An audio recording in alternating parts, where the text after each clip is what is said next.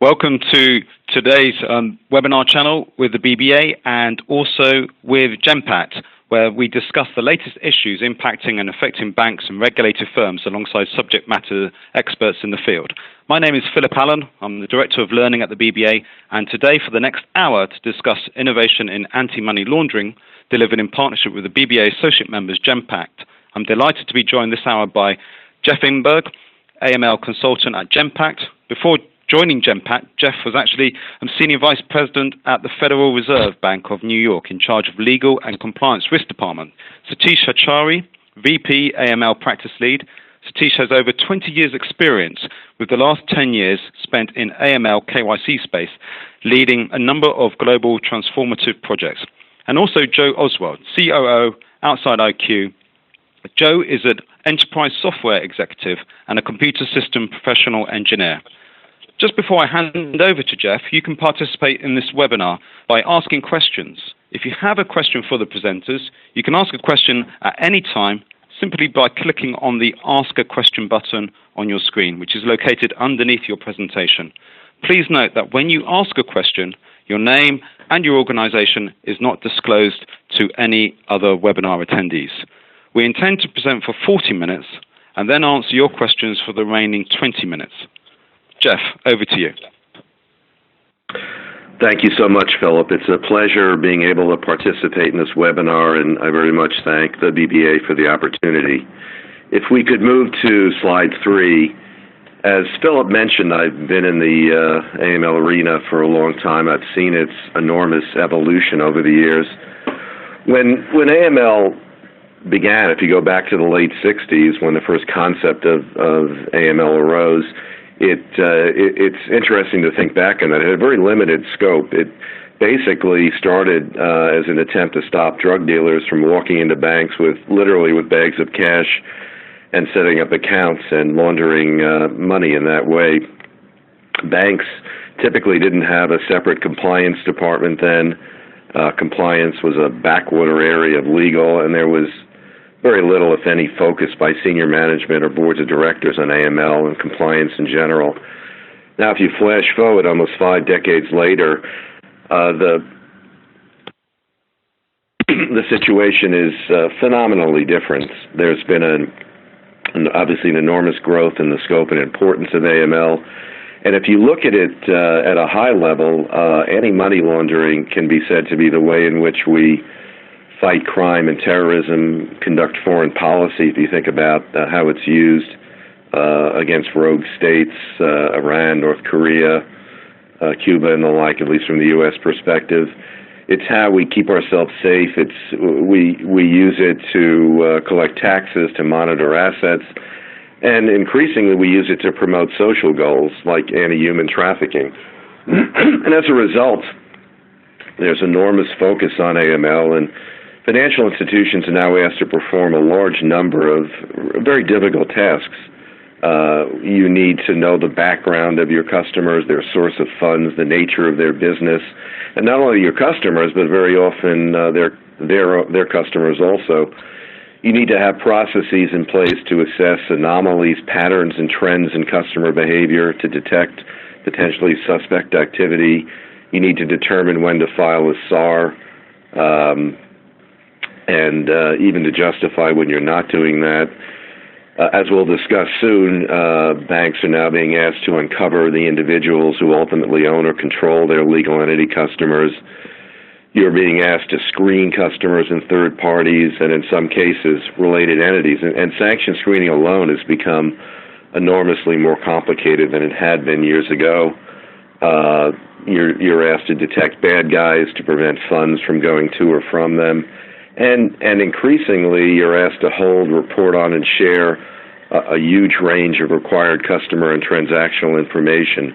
So bottom line, the bar keeps rising and the stakes get higher and higher in the AML area. They now include very public sanction, large fines, the holding of individuals accountable, and significant, as we know, reputational risk. Today, an AML program that's satisfactory to supervisors involves implementing and managing at a very high holistic level a number of moving parts.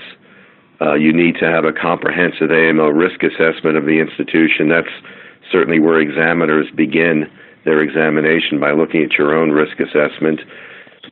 Based on that risk assessment, you need, and that risk assessment will review all your products, geographies, customers onboarding. You need an appropriate system of internal controls. You need sufficient case management tools to handle workflow and provide documentation. You need an array of policies and implementing procedures. You need to ensure sufficient AML resources and expertise, starting with the chief AML officer. You need to hire, motivate, and retain good staff in an environment where there's a lot of competition for that. You need to ensure one of the pillars of AML compliance, periodic and comprehensive training. You need to focus on another pillar, the quality and independence of your testing program.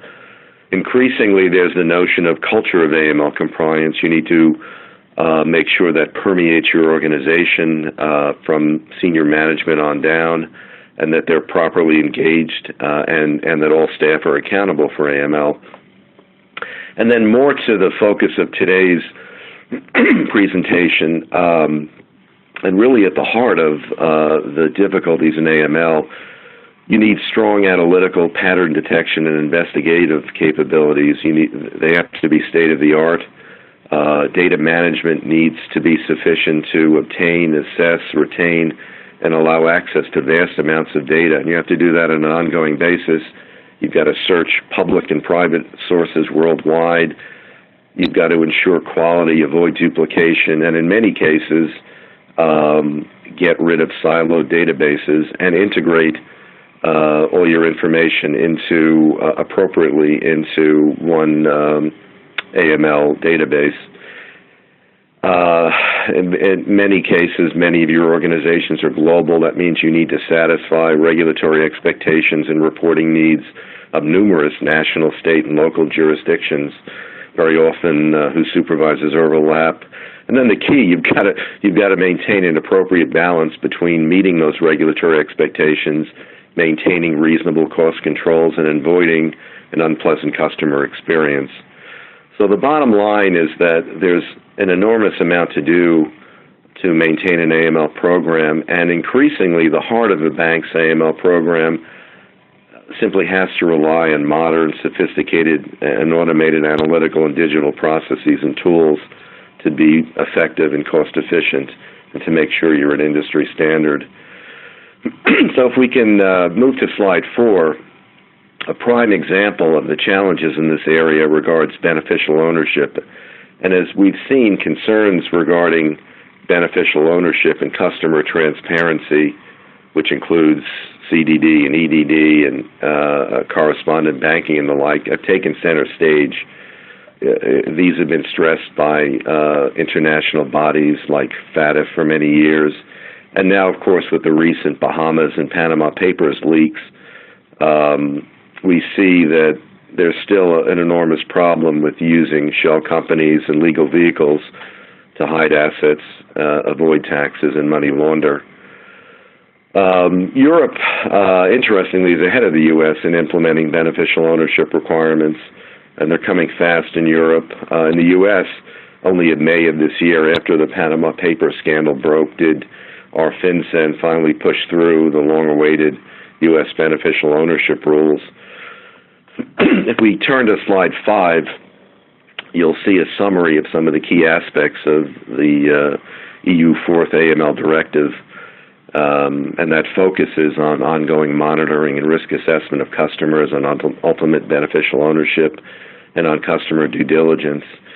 We don't have the time to go through them in detail, but I would note that the directive makes clear that the ability to correctly identify and classify beneficial owners and capture beneficial ownership information is essential to many other AML functions, and that's what supervisors have come to understand. To perform risk assessments, to sanction screen, to risk score, and to do other processes like identifying PEPs, you need to have comprehensive beneficial ownership information. So we understand why. If we turn to slide 6, we see that while the concept is clear, putting it into effect involves significant challenges and implications. There are many difficulties in implementing these beneficial ownership requirements. They include, it's simply very difficult, and we know this over the years from practice, it's difficult to look through layers of legal ownership. You can be dealing with shell companies, trusts, partnerships, special purpose vehicles. You can be dealing with a number of hierarchies within the organizational structure and relationships. We have to understand them and the risks they pose. We have to do that in many cases globally. And of course, we're dealing with a dynamic situation. Literally daily, there are an enormous number of changes in beneficial ownership and organizational structures, and all that has to be taken into account. We need to create a centralized store of client and counterparty data across, in many cases, multiple business units. You need to integrate that information into various AML frameworks, KYC and screening and FATCA, and your overall customer due diligence knowledge base. A key is, of course, data. It's not easy to access a comprehensive set of databases. That's recognized in the directive. The regulators ask banks to do this, to seek out beneficial ownership information, but very often the information isn't there, or isn't readily accessible, and that's a huge problem. You often have an inability to rely on data provided by customers. You often have siloed organizational knowledge. So the bottom line, to end on this note, is it's clear that banks have to ratchet up their game in this area, and this simply can't be done with the current manual, inefficient processes. I've seen myself through an examiner lens how costly and how inefficient it is to have scores of human beings sitting around the world manually Googling people and forced to rely on incomplete and outdated corporate registries, forced to look through internet pages filled with unstructured data and public data and M&A databases whose quality is suspect. What banks increasingly are going to be forced to do is look at advanced solutions that can comprehensively scour and analyze country registries, sanctions and enforcement lists, and even look at non-public databases like intelligence service-based ones. Increasingly, you're going to need to use state-of-the-art technology, analytics, and data management to have an effective beneficial ownership program, and to have one that's an industry standard and that meets regulatory expectations. So with all this in mind, and with our time limit in mind, I'd like to now turn it over to my colleague, Satish, to review some of the modern AML innovative techniques that we have in this area. So thank you, Satish. Thanks, Jeff, for the comprehensive update. We're on slide 8. One good thing which is happening as we talk is that there are a lot of live questions, lot of questions around. So we were also working real time. That's what AML innovation is all about. When people ask you questions on a webinar, how do you incorporate that in your question, incorporate that in your presentation? So we will continue to do that. So keep flowing your questions on. So if you see on slide 8, why do we call it lean digital approach? We could have called this a digital approach, but the fact is that it is lean digital is that you have to make the process lean before going digital. And that's the critical part of this entire journey. As you make your process lean, as you reduce your number of touch points, as you start re-innovating your process, as you start reimagining the process, you then start digitizing your process. That is what we have been doing, providing end-to-end AML solutions with extensive library of templates, right from platform implementations to AML KYC operations. And the core of this is analytics and digital. So if you look at the pillars of lean digital, the most important is you have to wear a hat of design thinking. You then look at the process-centric digital technology and analytics. And then you combine with domain expertise. And then you're able to have a process which is agile and continues to experiment. You have to take risks. You have to build a process which is agile. What will beneficial ownership do? What will the fourth AML anti-money laundering directive do? Historically, you were only looking at directors. The more the beneficial owners, the drill down is more, so more number of directors. You will start looking at legal representatives. So more and more searches will happen, and you will have to start looking at this entire piece as to how you are able to do more with less. So as we move to slide 9, this is where Europe has a rich tradition. You all come from rich countries, rich in art. So I want all of you not to wear your compliance hat, but to wear Da Vinci hat, wear a Michelangelo hat, wear a Picasso hat, and think of the art of possible. Because if you think the art of possible, it is when you will draw a sketch, it is when you will create something creative, and it is then you are able to digitize. So the entire process around customer identification, activity monitoring, investigation, reporting analytics, there are various levers for transformation, right from your platform optimization, within analytics, false positive optimizers, within collection of data, you start using RPA and OCR technology, you start using your NLPs and NLGs, and finally you have a target operating design which helps you to make the process even more digital. So let me give you an example, right? It's important that we take you through an example as the way we work with some of the banks. So let's see how the current transaction monitoring process works. The current process, you pull and allocate data, you then start doing internal and external checks, you review the alerted activity, then you do an entity analysis, followed by a detailed account analysis, you then have a summary, and then you choose to escalate or you close. Now when you are doing this, this is your standard process. So now start thinking of what are the applicable levers. If you see in this entire process, the population of data is all manual. So we digitized it. We had a tool, we have a tool which allows you to populate the investigation template. It takes out your data from your internal KYC systems, from your payment systems, from your search engines, and from your transaction monitoring systems. So hence, in your process, you have automated the first part of it. Then as you have automated the first part of it, and as we go a little deep into the presentation, Joe will talk about how assimilation of unstructured sources. People have asked questions around in KYC, how do you digitize? And Joe will talk about cognitive computing as assimilation of information from unstructured sources. As you assimilate this, now you have started to mine your historical false positives. So your prioritization likelihood on the classification of alerts, you are able to classify alerts well because you are able to find true hits. You are able to reduce false positives. And finally, you have an automatic generation of reports. And then you have allocation of alerts. When you do this entire piece, what are the benefits for all of you? You have a template which allows you to get all the information from structured sources. You then are looking at aggregate from unstructured information, and you are using NLP and NLG to convert it.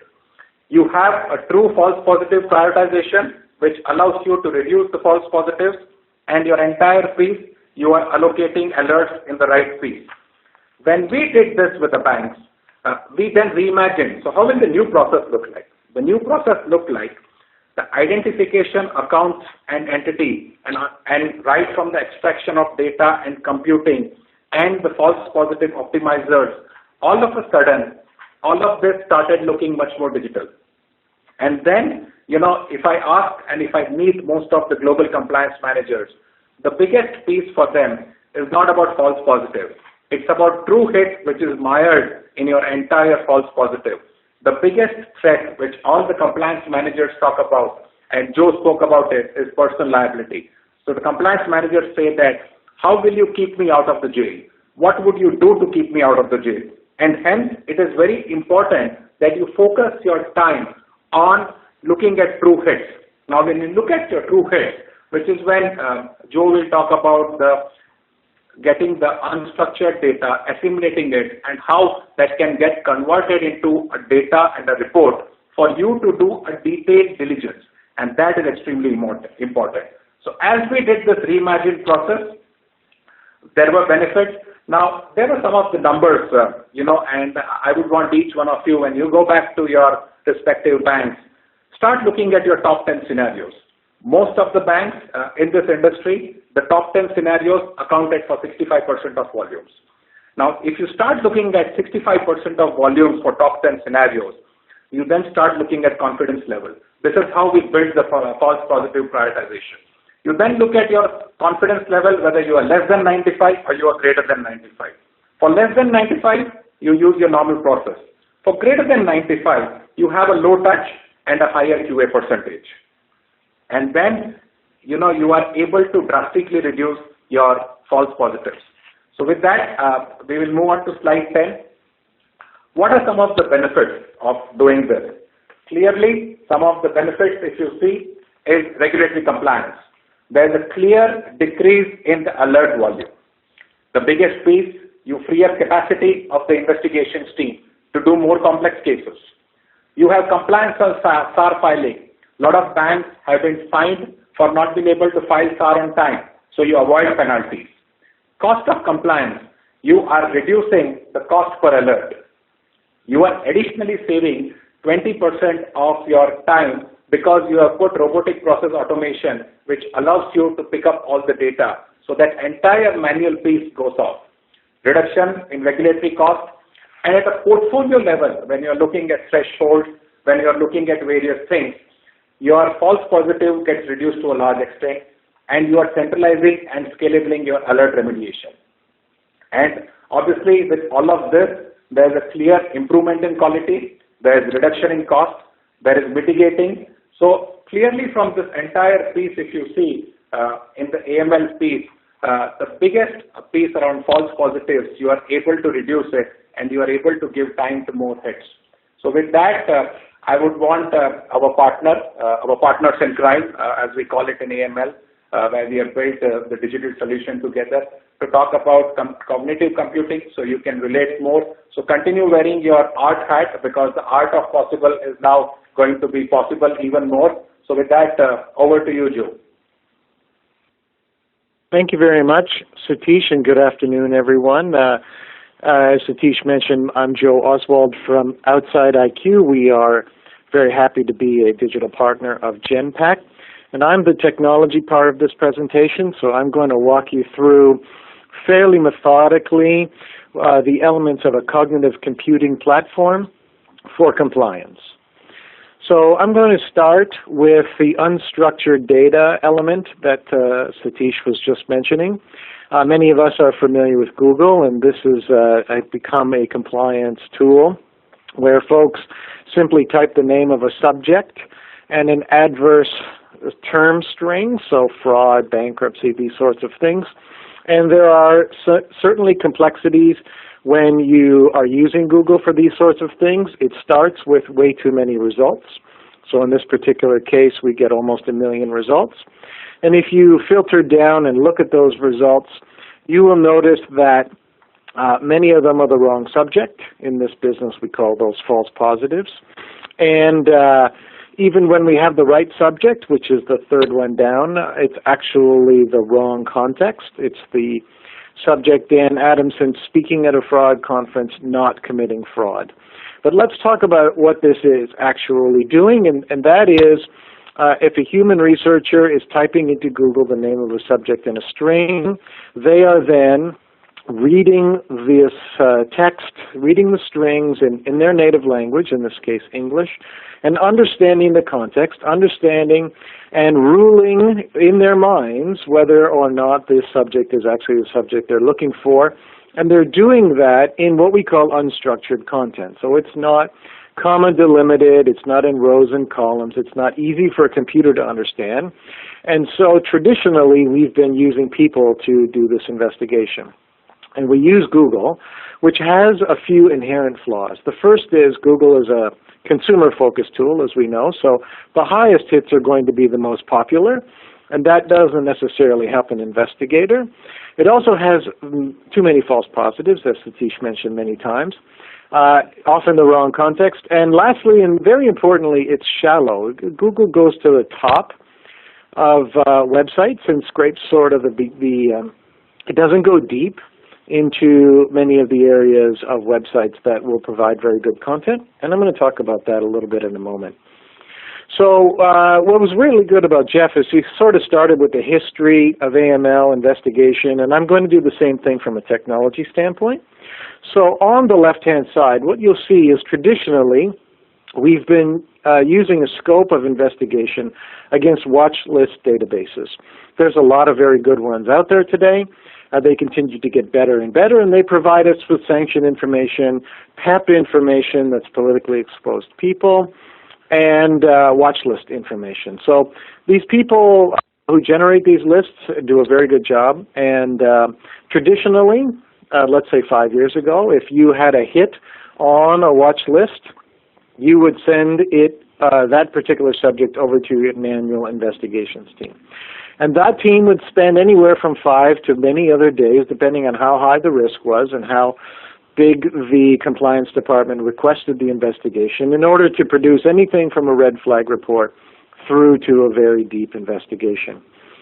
Regulators, as Jeff has mentioned, have become more and more strict and want a deeper level of investigation beyond watch list screening. Now, watch lists, of course, are structured databases, and so computers traditionally were very good at saying, here's the name of my subject, let's go against a structured data source and see if there's a hit or not. And if there was no hit, traditionally we did business with those folks. Regulators have said now that we have to do more, as Jeff said, and the difficulty with doing more, of course, is that we've got to go to the unstructured world. There's a lot of information that's on the open web. It doubles every 2 years, so it's a vast amount of information that could be out there on our subject, but it's very difficult to hire more and more investigators. And so a cognitive computing platform really solves this problem, and it is the advent of what we're now calling RegTech, so regulation technology, and an example of that sort of sits in the middle. So there are platforms that exist today that can incorporate the scope of the bottom screening, but also go into a manual investigation process automatically. So checking those unstructured sources, as Satish said, and being able to cognitively understand what it's reading and make decisions. So let's look at that in much more detail now that you see the positioning. So the elements of a cognitive computing platform start with the subject information. And it is critical that you give the system as much information as possible. Some people find this not to be intuitive. They think a magic box should figure out that you just give it Robert Jones and Wokingham, UK, and we're going to get the right Robert Jones. But frequently there are, as we've already said, false positives. If you had a human investigator and you were trying to determine what was the right Robert Jones, you'd look at age, you'd look at location, you'd look at employment, and therefore you need to give all of that information to your cognitive computing platform. And the best platforms will also enrich that data. They will go out to other data sources and look for enrichment. And in the UK, there's a person database called T2A that is very good. There's also Dun & Bradstreet and other corporate databases. And so your cognitive platform can assist you in providing more data to the cognitive platform to allow you to eliminate these false positives with a cognitive platform. So after you enrich the data, the second thing you need to do is to check those very good databases, watch list, PEP list, sanctioned databases. They're out there. They're very good. Everyone on the line subscribes to one or many, and we continue to need to do so. Your cognitive platform needs to be able to check against those sources as the first screen. But then we get into the second generation screening, and that is this open web interrogation that Satish was mentioning. And what's interesting is beyond open web, as you see on the screen, we also talk about deep web. Deep web is a critical component to investigation. You see, cognitive computing isn't just smart Google. Cognitive computing requires a bunch of deep web sources to be interrogated. Some examples of deep web sources for the UK audience would be Isle of Man, Guernsey, Jersey. There are great sources publicly available where you, if you have a platform that knows what box to type the name of your subject, the platform will type the name in that box automatically. And will then make decisions based on that. There are a tremendous amount of deep web sources. I give you some examples in the next slide. But there's also something very important to mention, and it's come up on the questions at the bottom, and that's UBO, so beneficial ownership. And so, cognitive platforms need to subscribe to databases that have been built to assist us in finding more data to enrich our profile. So we've enriched this against structured sources as well as unstructured sources, and then where the cognitive magic really happens is here in what we call a decision engine. So your subjects are put through all the previous stages that you see on the screen, and then this elimination of false positives, this elimination of incorrect context is done cognitively. So the brain, as we like to call it, in a cognitive system, knows how to say, for instance, my subject lives in Wokingham, therefore this person in Panama is not my Robert Jones. But even more intelligently, let's say that my subject who lives in Wokingham went to school in Berkeley, California, so I should check some databases, some deep web sources in California for the years that that individual was actually in California. So I want you to get a sense for a cognitive platform not being simply an aggregator of a bunch of data sources. That is really first-generation screening. What we're talking about in cognitive platform is to understand and read words, text in media, and then make decisions and iterate those decisions for a period of time, and at the final stage producing a cognitive report. So this report looks a lot like the manual reports that would have come out of the investigations teams from my previous slide, but it's done automatically. So it categorizes them into regulatory risks, reputational risks. It flags beneficial ownership, pulling from all the sources. And what it can do through this iteration process that you saw is that once it discovers a beneficial owner, or once it discovers a known associate, it can then go back and check if that known associate is a PEP. It can go back and check if that known associate has companies that are in the Panama Papers database, for instance, another excellent deep web source. So let's move on to give you some examples of the kinds of things I'm talking about. First of all, one of the reasons why folks have not thought that you can do this unstructured data interpretation by a computer is because computers don't know how to read text, sentences. Computers are great at structured information, comma, delimited, rows, columns, names, countries, that sort of thing, dates of birth. But your cognitive platform will have in it something called natural language processing. That is how a computer knows how to read unstructured sentences and make decisions. Again, correct context and eliminate false positives. The simple example here is Judge Mary Smith charged criminal Joe Green.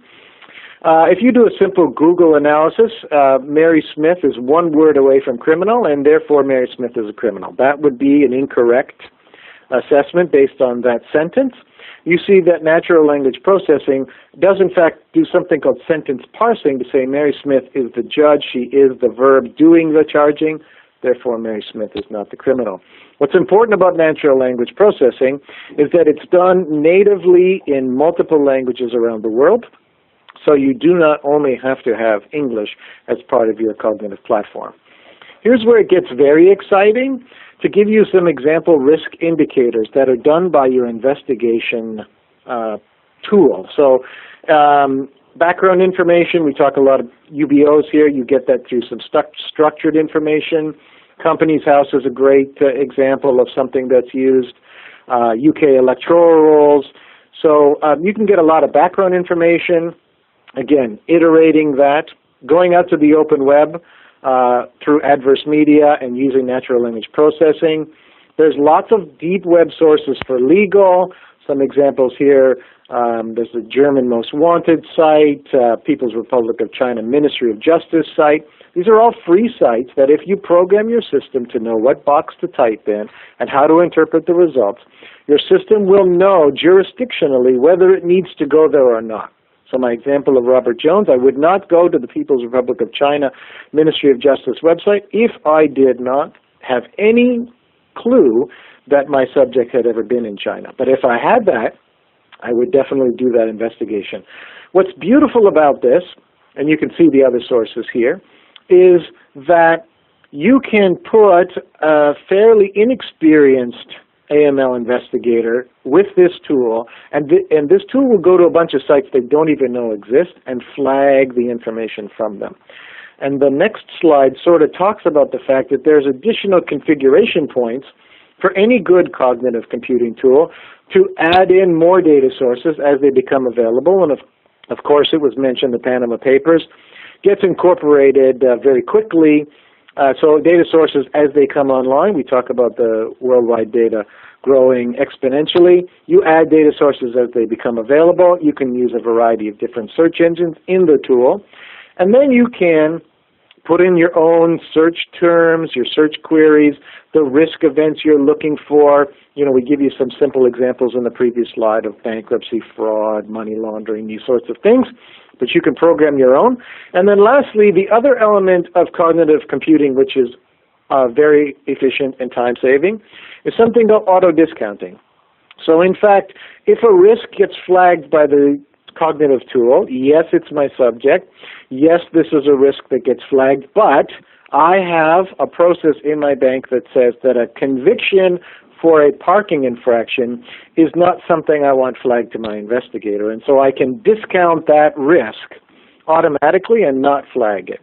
So the whole goal here, of course, is to produce this report to an investigator so that they can do their final analysis. The cognitive tool is going to a bunch of sites automatically and flagging the sorts of things that a human researcher will want to look at. So it's not 100% of the journey.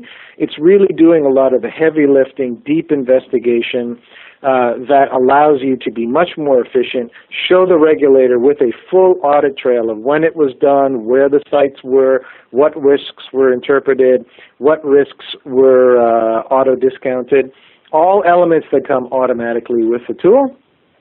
And then lastly, where banks are using this today is a variety of different places, all the way from client onboarding through refreshing, so you can batch process names through your cognitive tool so that you don't have to do this manually. You can embed this or give it a structured list of folks. And as we all know, sometimes you have to do annual 3-year, 5-year reviews that can be done automatically.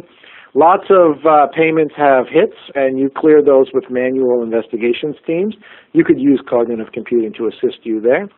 Enhanced due diligence is done by investigation teams, and of course we just talked about how this tool can assist in the heavy lifting of the front end.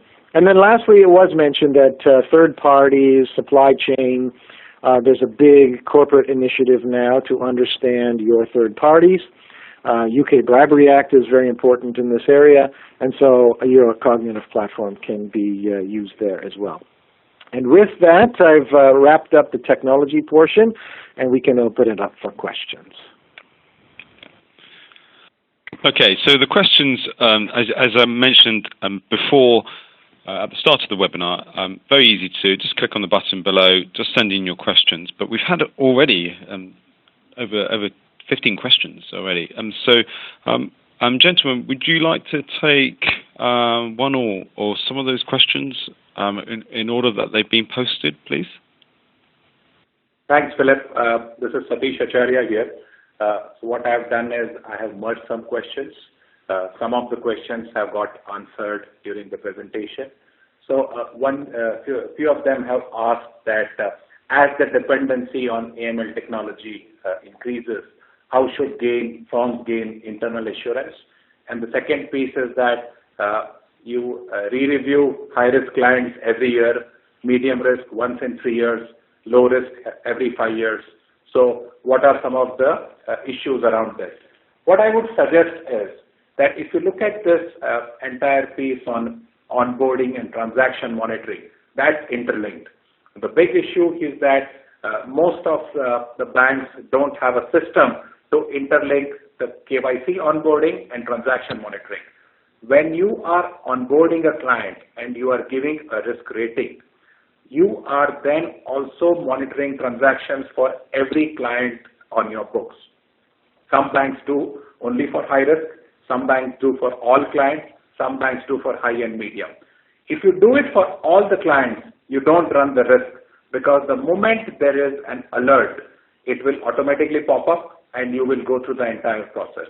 So you might be re-reviewing the client every 5 years, but if there is an alert, you will follow the entire process. If you see any issue, you will escalate it to the next level, and then obviously the risk rating from low can move up to medium, or medium can move up to high. If there is a sanctioned entity, OFAC entity, so on and so forth, that changes. Jeff, wearing an examiner hat, you want to add on to that, how some of the compliance managers should feel comfortable once technology comes in, and you've seen a lot of technology change in the last 5 years, and you've also seen with us. So what would be your advice to the group? Thanks, Satish. I think it's the question about reviewing, as Satish mentioned, high-risk profiles once a year, medium every 3, low risk every 5, and should we remain with that approach, I think is a great one, because I think it shows that technology will change the landscape, will raise the bar. I think the notion of having time limits based on risk will increasingly become an antiquated notion, given the capabilities of technology, as Satish and Joe have laid out. I don't think that in future years supervisors will accept this kind of approach, given the capabilities of technology. And I think if we're allowed to monitor on an ongoing basis and generate alerts, as Satish mentioned, for every customer in your database, then these, while you're always going to have to put customers in risk buckets, high, medium, and low, or similar buckets, the notion of periodic limits is going to go away. So I think it's a great question, because it points out how technology, again, is going to change the compliance landscape.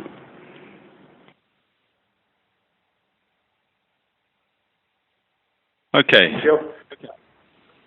Go on, Satish. There was one more great question which has come, that how does Genpact and Outside IQ, through that partnership, plan to use SaaS and some of those pieces in the transaction monitoring? Joe, you want to add as to what we are doing together? Yes, it's been a great partnership. Outside IQ is a technology firm. We don't do any systems integration. We spend all of our time developing a cognitive computing platform. And so we work with the account executives at Genpact to meet with different banking companies in order to really expand on the overview that Satish and I mentioned in terms of where banks are going today with advancing their digital platforms to enhance the manual efforts of compliance teams. So it's really been an exciting partnership. It's really been launched this year, and so that's really been it's an investigation for their clients to understand what this technology can bring for efficiencies, and we're excited to continue forward. Thank you for that.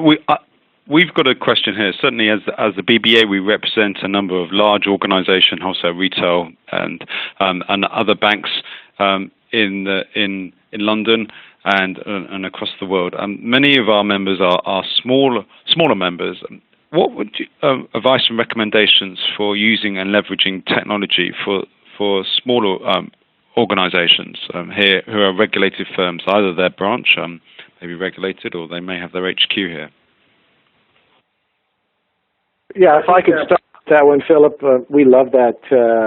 What we've done, obviously, in developing our platform, and the whole goal here is to really educate on the kinds of platforms that do exist. So I think it's important that we've been developing these in conjunction with very large banks and in conversations with regulators. But what's beautiful about the development of this program is that it is available even as simply as on a seat basis over the cloud with a username and a password to even the smallest institutions, getting the benefit of a platform that knows what sites to go to, how to interpret those. So it really, in fact, could be even more beneficial to the smaller organizations with smaller teams that want to have the efficiency of cognitive computing, assisting manual research. But it really is not discriminatory, but I would say that many of your smaller members would see the same efficiency benefits. Yeah, thank you for that. Satish, did you want to add on anything to that? Yes, to add on, I think big or small, the most important thing is compliance is compliance.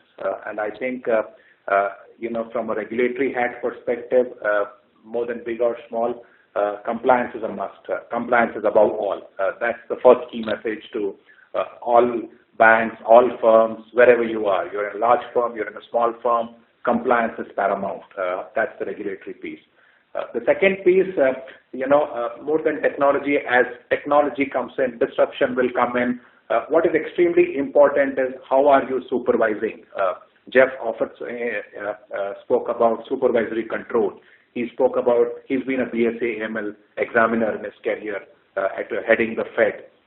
And what is extremely critical, what regulators see, regulators are not against digitization. Regulators are not against analytics tools. But you can't keep everything to digital and analytics. What is extremely important to have a very, very strong QA mechanism. We have advised clients to have an extremely strong QA mechanism and an extremely strong supervisory and a control layer. That is critical, big or small, you have to have that good QA and supervisory control over the entire piece. So that's the key takeaway I would leave for all the compliance managers. Okay, and we've had a question coming in. What are the best sources, methods for KYC for checks in Iran now that many organizations are beginning business following the easement of sanctions there?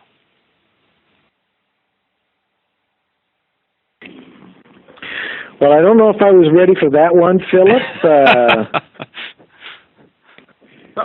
Jeff, I want to add, wearing your examiner hat, some of the countries, sanctioned entities, sanctioned countries, how did you view wearing your hat as an ex-regulator?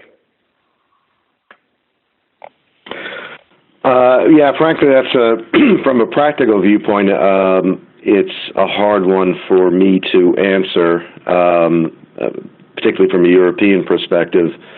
But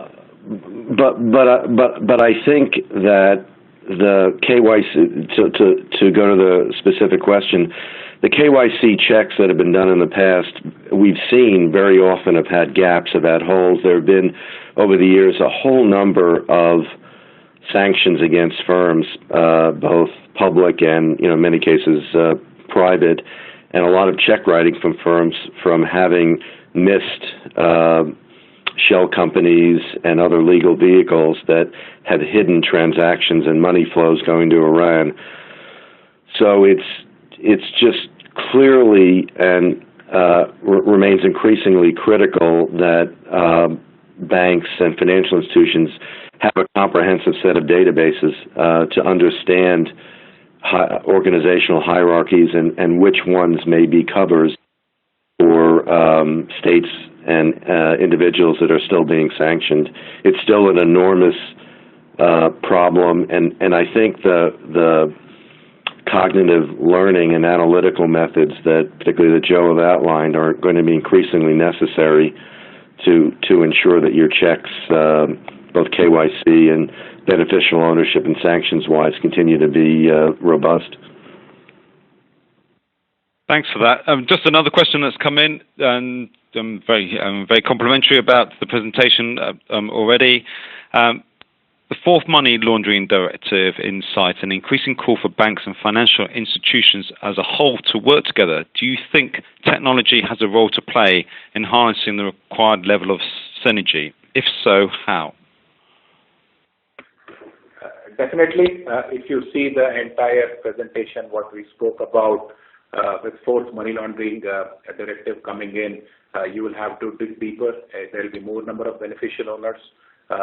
So you cannot continue to have a manual process, which is where the entire art of possible, what we spoke about, right from in the alert process and in the digitization process, and what cognitive computing Joe spoke about. It's extremely important to embrace these technologies, extremely important to embrace false positive optimizers, important to embrace RPA tools, because you cannot have various people and an army of people sitting and going through various sites and collating information. So that's very critical. What is also important is that data angle, and we would love to do one more webinar and talk about the data piece. Data is also a big challenge, which most of the banks are facing today. And what is extremely important is that how are you able to look towards from a golden source, have that, and most of the banks are struggling that because if the new beneficial ownership which is going to come, banks will end up doing the remediation because the beneficial ownership data has not been captured. So we've worked with a lot of banks to solve their problems. We work with data agencies to help collate the data of beneficial owners, and we are happy to, solve some of the problems which the banks might face.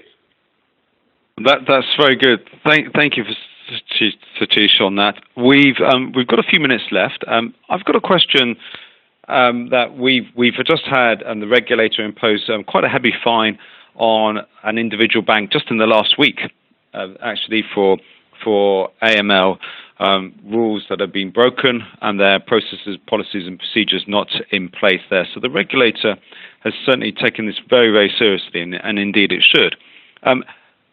There are a number of heads of compliance, heads of risk, MLROs on this webinar today. What would you be saying to them if they're walking into a boardroom presentation, boardroom meeting, and actually sharing this information, sharing this understanding with them to look at technology for 2017 to overcome some of the challenges that you have, all three of you have discussed? What should they be saying, and what should they be doing to influence and persuade a board? Maybe if I could jump in first, Philip. Joe Oswald again. I think you're absolutely right. The fines are driving behavior. I visited the FCA a few weeks ago. I'm impressed with how they are encouraging a blending of manual plus technology. And it's so easy to say, just solve your problem with technology. But until now, where the platforms got intelligent enough to assist manual teams, I think that, it was a nice idea, but really watch list screening was the best that we were doing. We now have a lot more tools to do a much better job. I mentioned the audit trail, which I think is critical. We spend a lot of time with AML teams just documenting the research we're doing. That's a lot of time. Even documenting false positives, it's not productive. We'd rather be documenting the actual fines and not the false positives. And maybe just to put a fine point on that, I did dig into our particular platform. We have 30 different deep web sources that we go into for Iran. So I wasn't ready to answer the question, but I got enough time there to dig into it. So when you go in and you talk to your board, you can say that there's a platform that already knows 30 places to go inside of Iran and pop out a whole bunch of things like Chamber of Commerce. There's a bunch of public sites, some of them in Farsi. So, you need a platform like ours that knows how to translate back to English for an English researcher. But, it has to happen. As data becomes much more pervasive, it's harder for human researchers to get to it. So a blend of a tool that can cognitively make some assessments, always auditably talk about the assessments that have been made, and flag that up to the research teams is really where I think we're all going. We can't simply sustain the increase in human capital. So that would be my answer, and maybe even the 30 Iranian sources could be something they could walk in and say, we've got to be thinking about this because we can't figure out the next source, but somebody already has, and why not plug into that? Yeah. I would add, I think a general answer is the chief AML officer needs to periodically go into audit committee meetings, risk committee meetings, board meetings, senior management meetings, and bring them up to date on what is the new industry standard, and then say, this is what we need to meet, or else we're no doubt going to be sanctioned and criticized by supervisors and others. The key is understanding the changing industry standard from a technological perspective, and that's what AML officers need to keep track of. And so finally, 2 minutes to go. I'll hand it over to Phil before I answer this. What is extremely important is that don't take a short-term approach. Historically, in the last 2.5 years, more than 40,000 people have got added to the industry. Don't look at an FTE solution because that's the easiest and that's the fastest. Think of the future. Think of how you can make the process lean, how you can reimagine the process, how you can digitize the process. Invest dollars in the process. Don't keep just investing in adding people. Because if you think of disruption, a point will come where you will no longer find AML people, and hence you will have to disrupt. So start thinking of disruption today. Start thinking of lean digital today. Start thinking of how you can invest dollars for a futuristic process. And with that, I hand it over to Phil. It was one of the most engaging webinars we've probably ever had with a number of questions. So Phil, if you want to round it up. Yeah, definitely. Thank you, Satish. Thank you, Jeffrey. Thank you, Joe, for your time here. And thank you to everybody who's dialed in and registered for this. This has been our most popular webinar of 2016, and 489 plus of you hanging on these guys' words as well. So we're very grateful for you for participating in this. I will circulate the slide deck in PDF version for your convenience and to socialize internally. I'll also push out an on-demand version of this webinar, and that will be available either by the close of play today or early tomorrow morning, so that you can again socialize that and replay that back on demand. Once again, thank you to Jeff, thank you Satish, thank you to Joe, and thank you to yourselves for all the great questions that you've passed on to the presenters. If you do want a question that you want to raise to the presenters that you haven't had time to post or to ask, I will again circulate their email addresses for your convenience as well. Thank you very much for your time. Have a great day.